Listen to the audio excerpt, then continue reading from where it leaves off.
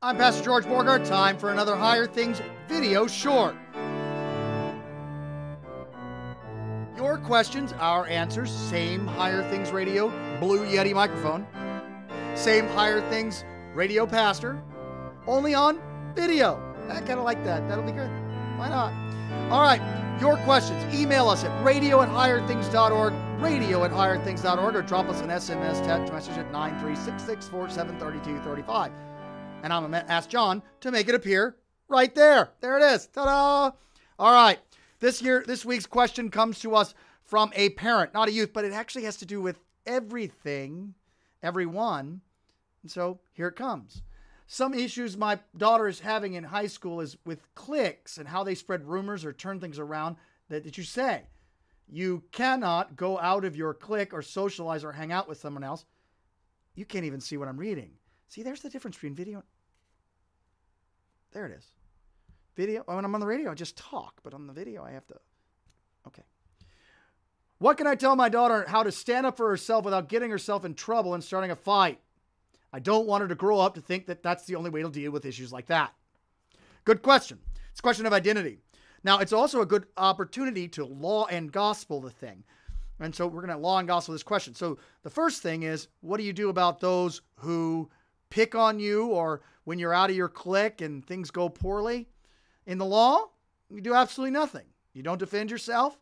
You don't return evil with evil. If they punch you verbally, you turn the other cheek. They hit you in your right cheek, you give them your left cheek as well.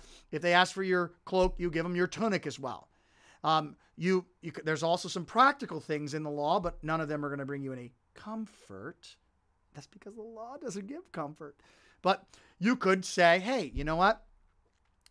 To those that are not nice to you, you are nice to them. You heap burning coals on them, and it ceases to be a reason. There ceases to be a reason to pick on you then, because it's just not fun.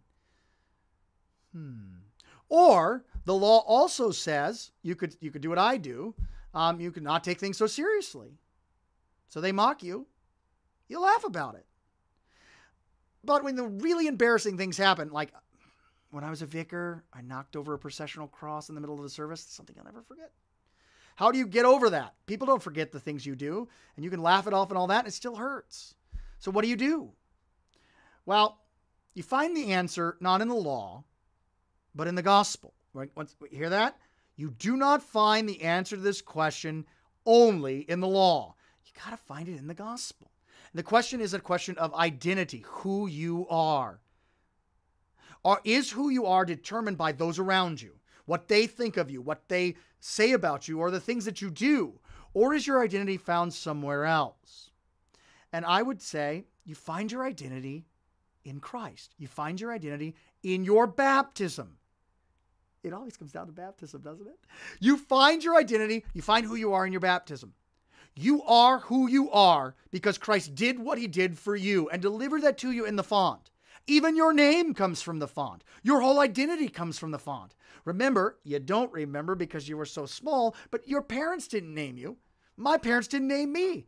The Lord named me. I was at the baptismal font. The pastor looked at my parents and said, how shall this child be named? And they handed the baby to him and said, George Franklin Borghardt III. Ta-da! That's who I am.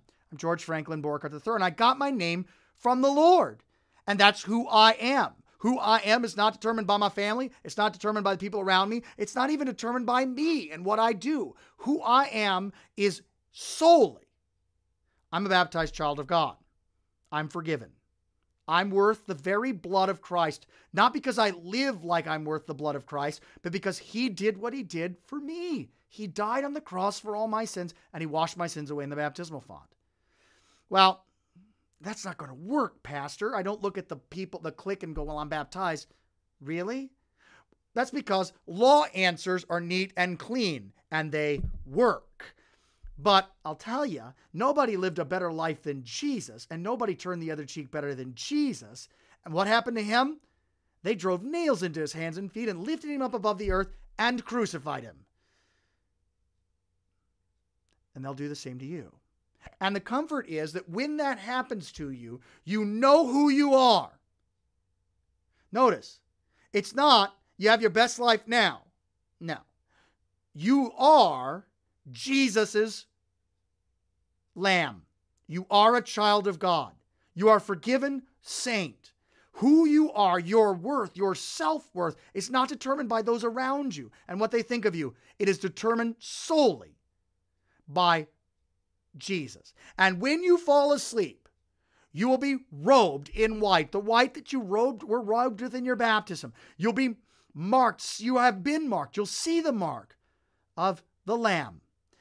These are they who came out of the great tribulation and washed their robes and made them white in the blood of the Lamb. A tough question, a question that requires faith.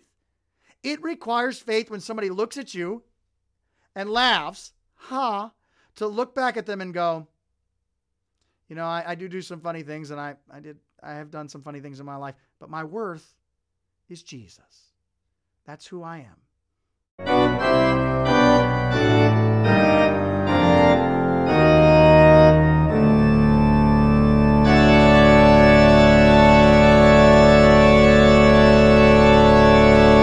Higher Things video. See you next week.